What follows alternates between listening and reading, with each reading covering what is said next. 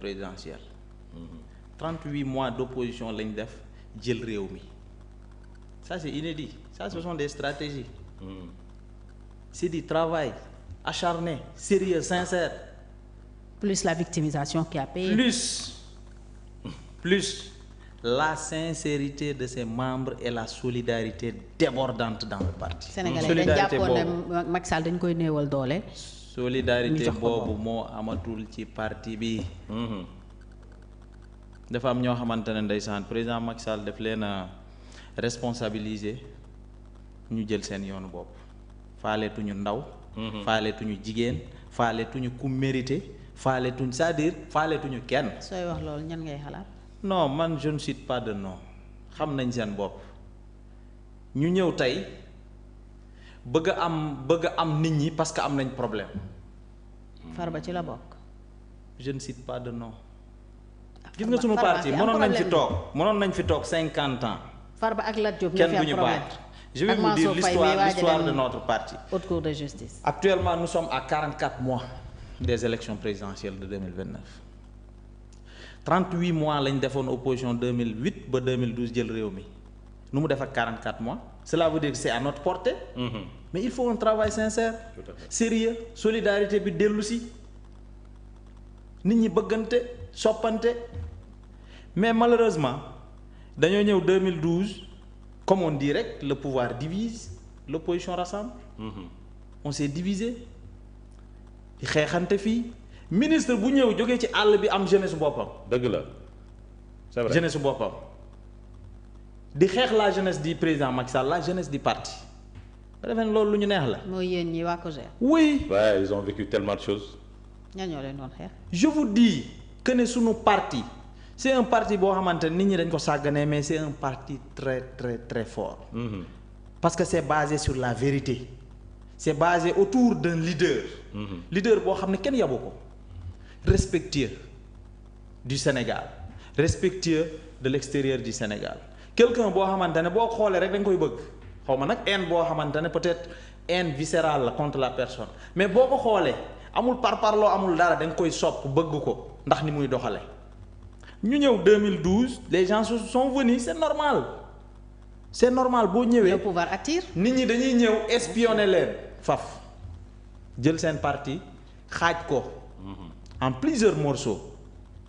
Malheureusement le président Macky Sall léeg-léeg du àtte xeex. day seetaan. du àtte xeex. malheureusement léeg-léeg président Macky Sall yërmandeem rëy na tellement que. nit ñi bu ñu ñëwee daf leen di wax ne ñi ma doon saaga démboog ñi ma doon bëgg a tëj di temps de Wade ak ñun ñëpp ñoo bokk réew mi joxaat ñooñu ay responsabilités. yow loolu dafa c'est normal je dis que c'est normal mais il faut d'abord ton parti gis nga ñoom Pastef li ñuy def nii man dama cee ànd de. dama cee ànd à 100%.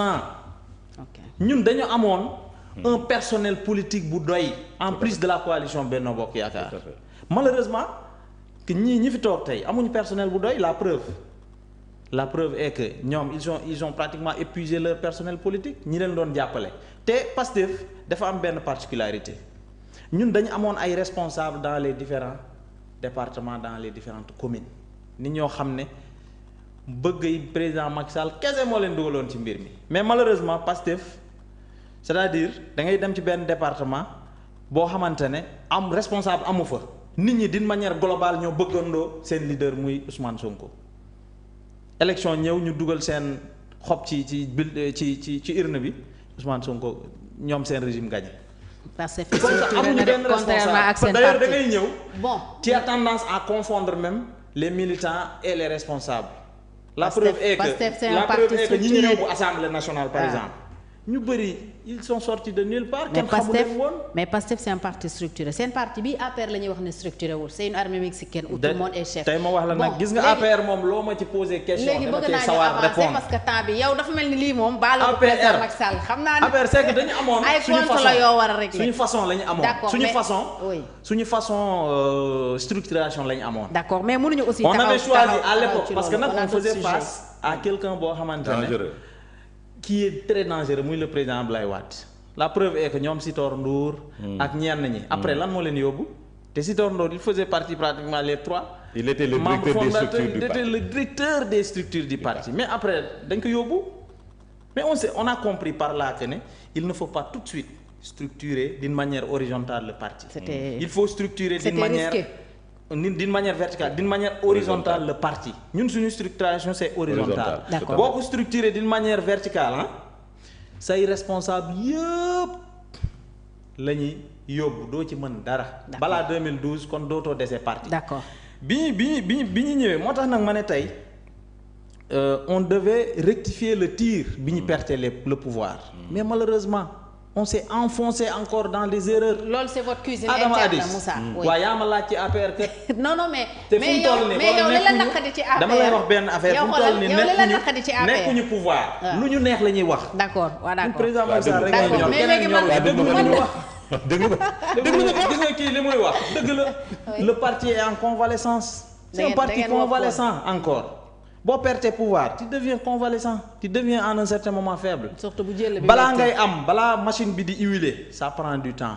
gis nga même ñun ñi bu ñu jógoon tey taxaw mais day am lu des lii des mooy le temps. ñun bi ñu jëlee pouvoir bi jusqu'à 2016 amul opposition. ñun li ñuy def nii sax ñoom opposition. daawuñu ko woon a def ñemewuñu ko woon def sax diggante 2012 ba 2016 amul benn rassemblement autour de l'Assemblée nationale à l'époque. ñun au moins dara bu xewee di nga gis ñaari groupe ñetti groupe à l'Assemblée nationale. yéen kay keroog da ngeen a waaf ñoom nee nañu politique yi waroon na xeex mais ça vient petit à petit. bàyyi fa ay jeunes non yéen politique patience la. ku kaw bi bàyyeeku leen ba tey. mais ñoom politique patience la. des na mag ñi quand même mais. politique patience la. d'accord léegi xam nga nag lu tax jeunesse bi xaw a hésitant tuuti. parce que politique léegi nit ñi dañ jàng ne ki ci gën a sonn moo ci gën a ñàkk jëriñoo. looluy dëgg mais loolu. loolu nit ñi dofatuñu de. il n'arrive pas à avaler la pilule. bi fi teg en début d'émission. mais il faut qu'on avance. xam nga lu ma xaw a tuuti. parce que def nga aussi une déclaration. def nga une déclaration le 16 avril. heureusement tu m'as présenté comme. je vous dis xoolal opposition. Moussa li ko naqari. dinaa wax leen. te gis nga buñ ko bàyyee émission bi du jeex. ci loolu rek la ñuy def. opposition dafa neex. faale wu ñu woon kenn. xam nga lii bi ñuy def au pouvoir ñemewu ko wax. parce que boobu Macky ngi yor yet bi yore bit bi di signer ay décret di dégommer également di effacer. maintenant permets-moi d'avancer. parce que am na yeneen sujet waaw. damay emboîter le pas juste à Adama Adis Fall pour dire que gis nga ñun 2012 dafa ñëw ñu ànd ak Benno Bokk Yaakaar. ñuy def ay erreurs. on voyait la défaite venir après 2019 defuñu ci dara. on voyait les choses venir. Le parti n'était pas organisé. nit ñi soxorante nit ñi iñaanante seen biir amul kenn kuy jàppale sa morom. on voyait la défaite venir. on voyait malheureusement. ñun suñu genre gi wax lañ ci amoon wax nañ alerté nañ. kii nañ ba sonn ñoom ñu yaakaar ñu yaakaar ne seen individualité yooyu ñoo ñuy tax a gagner parce que l'histoire nous a montré que les individualités là disparaissent. Les ensembles résistent encore. Mais seuls les grands ensembles continuent à exister de plus belle. Nous sommes dans l'ère des grands ensembles. bi ñu ñëwee on a persisté dans nos erreurs bi ñu ñàkkee pouvoir bi élection législative war a ñëw. J'avais pris la parole entre 2 avril 2024 ba 17 novembre 2024 diggante boobu j'étais sur les plateaux pour que ñu rectifier wu parce que 2013 je me rappelle. lu taxoon mais xanaa amu leen ay instances internes yu ngeen war a poser seen ay problèmes. c'est pas simple que ça. faut demander à l'autre. moo ñàkk structuration bi. parce que vous étiez bien structuré. ça n'a rien à voir gis nga ku gëm parti am rek mooy wax lii ci plateau. d'accord man dama gëm APR. te APR lañ xam. APR moo ñu nàmpatal. gëw ma ne sax dinañ dem ci yeneen parti parce que gëmuñu ko. gëmuñu yeneen parti ñun alliance pour la république. am na ñu doon wax lool de am na ñu doon wax lool le président Macky Sall. am na ñu doon wax lool gis nga 2013. lu taxoon le PDS est resté pendant longtemps à résister. c'est parce que on avait envoyé les têtes des structures à l'Assemblée nationale. ñu am une certaine protection. ça c'est un. ñu am as tuut pour organiser ay yëf. ay manifestations fekk du ñu soxla kenn. mais malheureusement ñun bi ñu ñëwee. mais je vous dis la bataille avait été âpre entre 2012 ba 2016. entre le APR PDS et contre PDS. Vous vous rappelez des manifestations. ñu jàpp jeunes yi et cetera parce que dañ leen a outillé woon dañoo xam luy parti politique. ñu investir leen ci ay listes. je me rappelle ñu dem à l'Assemblée nationale Toussaint Manga duggee. oui ñeneen ñi dugg waaye ñu dem à l'Assemblée nationale Toussaint Manga ñëw taxaw ci pupitre bi. di rey temps bi parce que xam nañ. di rey temps bi mais aujourd'hui à l'Assemblée nationale. Abdou Mbow bu ñëwee taxaw. wax dëggal boppam mais du am kenn ku ko jàppale. Aïssata. waaw ñoom ñaar la de. c'est-à-dire ñoom Aïssata Tall Sall ak ñeneen ñi dafa am fuñ toll. ci niveau. d'accord weesu dafa am lu ñu weesu ba pare. dafa am lu ñu jombal seen bopp. d'accord parce que ay kilifa lañu.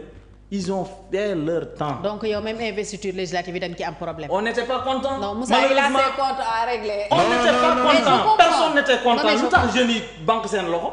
parce que les gens n'étaient pas contents. En tant que responsable national, je parle à la jeunesse de Dakar, elle n'est pas contente. Tu parles à la jeunesse de Kédougou, elle n'est pas contente. Tu parles à la jeunesse de Labgar, elle n'est pas contente. Tu parles à la jeunesse de Mbour. Kon naka la ñuy def pour gagner? Kan ngeen mere Macky. Non, merewuñu Macky. Mais li ñu mere mooy l'appareil d'une manière globale. Parce que xam nañ la volonté. Qui a décidé? Xam nañ la volonté du président Macky Sall. Li ngay bëgg soulever, c'est très compliqué. Mais bàyyi ma laaj ko li ngay bëgg soulever, c'est très compliqué. Parce que non, xoolal. xoolal yàlla xam na ne dana am foo xam duñ fa egg xam nga lu tax. parce que da nga yaakaar ne mbir yi dafa simple le président n'est pas là. gis nga diggante siège APR. ak DGE. lu ne xaj na fa. kilomètres yi bëriwuñu diggante DGE ak yeneen kër yi ñu doon toog. di def seeni mbir. ñan xam nañ.